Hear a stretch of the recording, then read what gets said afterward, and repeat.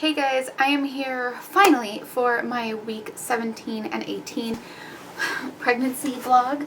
I am 19 weeks and 4 days. It has just been incredibly insane around here. I ended up was not able to do my vlog on Tuesday, so I apologize for that. I'm going to try and make this vlog not too long, especially since I have a bunch to do, so I'm not sure how much time I realistically... So, week 17 was fairly easy emotionally, and right up until that Friday when I got the phone call from the geneticist. So, emotionally it was really great. I was feeling baby move a lot, and right before I think the geneticist called, I can't quite remember, my husband was able to feel baby move, which was really, really cool. So we were really excited about. Yeah, physically it was just a bit, sorry, TMI. I have been leaking quite a bit, so nursing pads are kind of a must at this point, just in case. I haven't had any points where I have leaked through a bra, but I have had several points where my bra has been kind of uncomfortable because it's been wet, and let's face it, colostrum is kind of sticky. If you've never heard that, FYI, colostrum is kind of sticky. So that's been kind of interesting. I have been using my nipple cream religiously because it just helps a ton. So I have been doing that. I haven't been working out a whole lot just because there's been so much going on. The dog did get sick again. We were having some issues with that, and he ended up needing to go back into the hospital and that was on the Sunday, and the Sunday during my 17th week, or during my 18th week when I was 17 weeks and some days. So that was pretty rough, and that was kind of just the geneticist call was kind of the start of our downward slope, and it has been kind of downward since then. So Monday we had the appointment with the geneticist. She said, I'm going to try and be really just comforting because your guys' level is really, really not elevated much at all. So I really want to, just make sure that you guys know this should not be a big deal. There should not be anything found. There could be, but the likelihood is rather small. So Tuesday, the dog was still in the hospital. He needed to get a transfusion. We were kind of on this down because, we found all of these results out and the dog is back in the hospital. But went to our ultrasound and everything was great. All of the measurements were perfect. Baby was measuring 1 day ahead, but everything looked great, and baby was just moving and moving. The ultrasound tech was really funny. She goes, okay, soon you're going to be able to feel all these movements. Isn't that great? I said, oh, I can feel all these movements. And she goes, oh, that's really early. That's really awesome. And I said, actually, it's really awesome because he was actually able to feel baby's movements just a couple days ago. And she goes, wow, baby really is moving. And at some point she had said, oh, they all move a lot at this stage and da-da-da, and kept going and trying to get certain measurements, and and all of a sudden she goes, okay, they don't all move this much at this stage. I went, yeah, baby moves a lot. So that was pretty funny. She had to work a little bit extra hard to get baby into the right positions and to get pictures, and it was really hard for her to get a clear picture. But she finally did get a really good profile shot at the very end, so I will try and put that in here if I remember.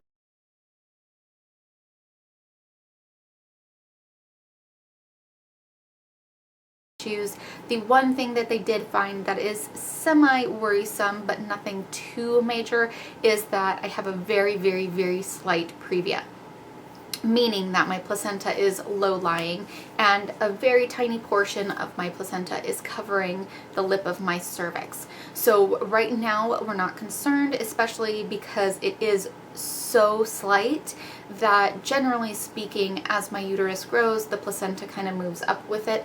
So There's not a huge concern that this will be an issue for delivery, but we are on the lookout. So they did suggest coming back in 10 weeks to do a recheck ultrasound just to make sure that the placenta has moved up and to make sure that we have no IUGR issues, intrauterine growth restriction issues, because one of the hormone levels can indicate some placenta issues. So they just want to make sure that baby is still growing as baby should.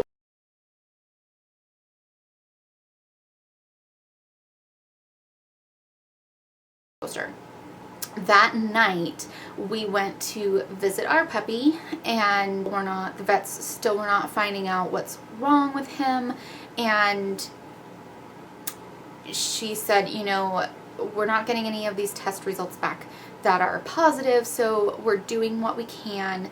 We've got him on all of these treatments just to make sure that if something does come back positive, he's already on the treatment and he's looking pretty good here. So we could try having him at home and see how he does.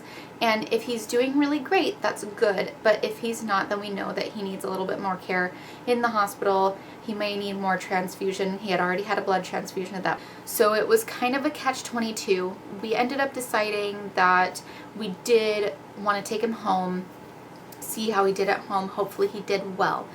And he was very happy to go home. The car ride was very stressful for him, which is not usual. Usually he really enjoys the car. But we got him home and he just kind of laid down and didn't really want to eat too much, but was willing to eat a little bit, willing to take his meds, willing to drink water. And he was doing okay-ish. He went to sleep with us that night, and the next morning we all had a bunch of stuff to do. So I took the kids to school, my husband went to work, and I came home and visited with him for a few minutes, but then I had another engagement to go to for just a couple hours. So I decided to go ahead and do that because he was looking okay-ish, and so I went. And 2 hours later, I came back and he was just not doing well at all. He hadn't moved from the spot that I had left him in, to the point where it didn't even look like he had lifted his head at all. When I came home, usually he will wag his tail at least, if not get up and come and greet us. But he did not come out and greet me. He did not wag his tail until I got really close to him. And then when I finally got down with him, he did raise his head and look over at me and give me kisses, and that was kind of it. And then I noticed that there was some bleeding from his nose. It wasn't bright red. It's not like he had a bloody nose, but it was like his nose was dripping. It just looked like he had a slight runny nose, but it was tinged with red. And so I wiped his nose away, and I was really concerned with the vet, and I asked him if he wanted to go for a walk, and he seemed interested. So I put his leash on and I started to take him for a walk, and it started out okay, and then it just got really slow. I felt like I was walking a very, very senior dog. Mind you, he's 4.5. So I got really concerned at that point, and then he started having to take 10 or 12 steps and then stop and breathe. And at some point he had a little bit of a coughing fit, and I looked down and he had boxers drool a lot. So he had some drool, but there was some streaks of red in his drool. Again, he wasn't bleeding, but there was some blood. And then I looked at his nose again, and I got on to the phone with the vet finally, and they said, it sounds like, it's up to you guys, but it sounds like maybe we should check him out. And I said, I feel the same way. So we took him in, and I took the kids to a kids play daycare thing, and he just wasn't doing great. And the vet said more of the testing has come back and it's negative. The one thing that it might be is something that's fungal, so if you want, we can put him on to an antifungal medication and hope that one of those comes back positive, but we may not get that back until at least tomorrow. you know, he might need another transfusion. He's not keeping his anemia levels going strong. So, you know, we may have to do this, and he's just getting more and more sick, and you can see it in his face. He's very depressed, which I absolutely agreed with. You could see it in his face. He was not feeling good. He was very depressed. So we said, you know, we'll give it one more day. Hopefully the fungal stuff comes back. If anything is positive, then we have our answer. We will try to bring him back, and if it's negative, then it looks like we have our answer for that way too, because nothing's coming back positive. He's just getting worse and worse by the hour, if not by the day. So, you know, we aren't the people that are going to keep an animal alive and suffering just to get an answer, especially when the vets are starting to say, you know, we're not going to be able to bring him back from this. So we just didn't. She gave us a couple minutes to talk, and I was on the phone talking with Jeremy, and she knocked and came back in and said I was just able to get a hold of the lab, and they finished up his testing except for 2 of the fungal tests, and all of the fungal stuff came back negative. And unless you've been to the East Coast recently, I very, very highly doubt that he has the other 2 fungal issues, because those tend to come from the East Coast, not the West Coast. So, you know, he hasn't been anywhere outside of the city lately, let alone the state or this coast. So, you know, that's our answer. That realistically was our answer. So my husband rushed over. We spent some time with him. And, sorry, you could just see it in his face that he was just, he knew. And that was really, really hard. He's very young, and there's no answers. So, sorry.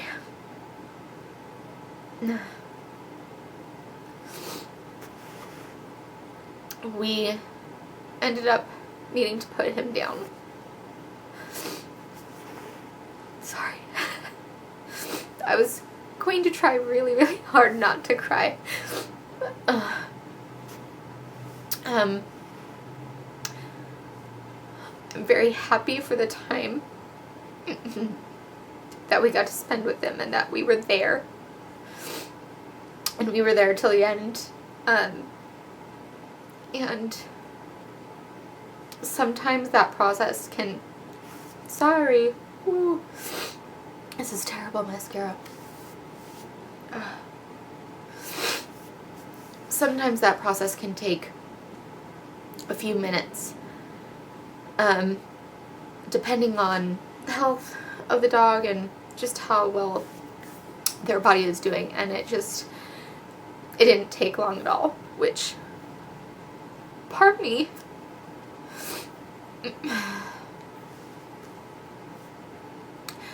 is very happy for, because I didn't want him to be sitting there waiting and feeling all that. So I'm glad it was quick, and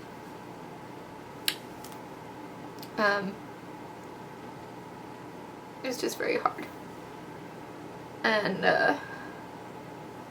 the whole way home I was having many anxiety attacks. Obviously my husband and I had gotten there in different cars. He was able to go pick up the kids because he was a mess, but he also knew that I was a total mess. So luckily he went and picked up the kids, and it took me a while to drive home because I kept needing to stop and was having these mini anxiety attacks, and it was just really hard. So that whole week it was just a whole lot of, you know, Monday was this big doom and gloom and awful day, and then Tuesday was like, hey baby's great, and hey, Huck is looking okay-ish, sort of. He's doing well here, so let's see how he does at home. And then Wednesday was like, Huck is doing terrible, and then we had to put him down. And then Thursday, we found out that there was an issue with my car, and so we ended up needing to buy me a new car randomly, which we knew was coming up, but we were hoping it would be like February or March. And so suddenly last week on Thursday we're car shopping, and then we bought a car on Thursday night, and it's just like the whole week last week, emotionally, physically, just everything was just so up and down every day, all day. It was like, it was so bipolar. It was insane. So then physically everything was really good last week, except that I was having some UTI symptoms, and I did get diagnosed with a UTI on Tuesday, but the culture for the UTI did not come back until Thursday, so I did not start antibiotics until antibiotics. But that was 2 days without the antibiotics, and by the afternoon on Thursday I was starting to have some back pain. I thought that I had probably twisted wrong somehow when I was on the floor with Huckleberry, being with him. Thought no big deal, it would go away. The back pain got pretty significantly worse on Thursday night, to the point where it woke me up and I was having a lot of trouble sleeping. So I ended up taking a bath. I ended up putting some Epsom salt in, and that seemed to help a little bit. At this time I was also, TMI, having some swelling of my lady bits, which I figured was mostly due to UTI issues, possibly back pain related, twisting, all that. So I figured the Epsom salt bath might help, which it did, and I was able to comfortably get back to sleep that night. I also used a heating pad that night. So Friday I was feeling quite a bit better. I was up and moving around a lot better, and then towards the end of the day I was starting to get that pain again in my back, and that's the night that I figured out it really wasn't my spine that was hurting. It was just to the right of my spine and then over across to the top of my right hip. So I did another bath, and that helped, and I did the heating pad, and that helped. And Saturday I was having some trouble, but I was able to move around, go about my day. By Saturday evening I was in quite a bit of pain. And Sunday we woke up. I was not able to sleep very much at all on Saturday, but Sunday we woke up and I was not able to lay on my left side at all because it hurt my right side so badly. I wasn't able to move around a whole lot. I called in to say I think I have a kidney infection, and they called back and said basically, sounds like you do, so go into the ER. So Sunday afternoon I went into the ER. They finally got me in, put me onto a bed, and ended up doing like 3 different urinalysis to make sure that it was or was not a kidney infection. Hooked me up to an outlet to do antibiotics once they figured out which antibiotics to do. So the results came back in. I did not have a kidney infection, which was a huge relief, because once it gets to the point of a kidney infection is when it really becomes problematic for baby, because that infection can go through the placenta to the baby. So, you know, I was sitting there freaking out that I had this kidney infection and had made my baby just sick and all of this stuff, and it came back as no, but it's really close to a kidney infection, so we need to get you on IV meds now. So they put me onto IV antibiotics and gave me some fluids, gave me some pain meds because I wasn't able to sit, stand, walk, lay down comfortably at all, and then sent me home and got new antibiotics, started those, and then I had a follow-up appointment on Monday, which the follow-up appointment, they gave me some pain medicine, which was really good, because Monday I just could not for the life of me move or not move comfortably at all. I was in so much pain that I did end up taking some of the pain meds. They gave me Tylenol with codeine, which I did a bunch of research on and found that the codeine is not going to harm baby. That oddly enough, the Tylenol is more problematic, but as long as you don't take it consistently, it should be okay. So I did take a couple doses, but did not take it continuously. I just took it as needed, and that just really helped. I was able to sleep and get some rest and that kind of thing. So that was my 2 weeks, my last 2 weeks. It's been absolutely crazy. It has been an emotional roller coaster. Pregnancy specific, it's been fairly easy. Been feeling baby a lot. Hubby has felt baby. Nothing super crazy emotional about the pregnancy, except when I was worried that I was going to get baby sick. Physically, pregnancy-wise, has been fairly easy. I have been leaking more colostrum. But other than that, it's been, pregnancy-wise, has been fine. But the rest of life has just been absolutely insane. So, yeah, I will insert some pictures. I will let you all go. I'm so sorry it's so long. And I will update you on 19 weeks pregnant in just a few days. I'll talk to you later.